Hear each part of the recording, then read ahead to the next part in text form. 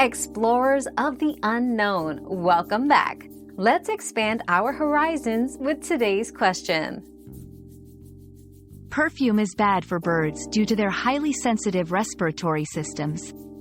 The volatile organic compounds, VOCs, found in perfumes can cause respiratory irritation and toxicity in birds. Additionally, the strong scents can be overwhelming and stressful for them, potentially leading to behavioral and health issues. It's important to ensure a ventilated environment and avoid using perfumes or scented products around birds to protect their health.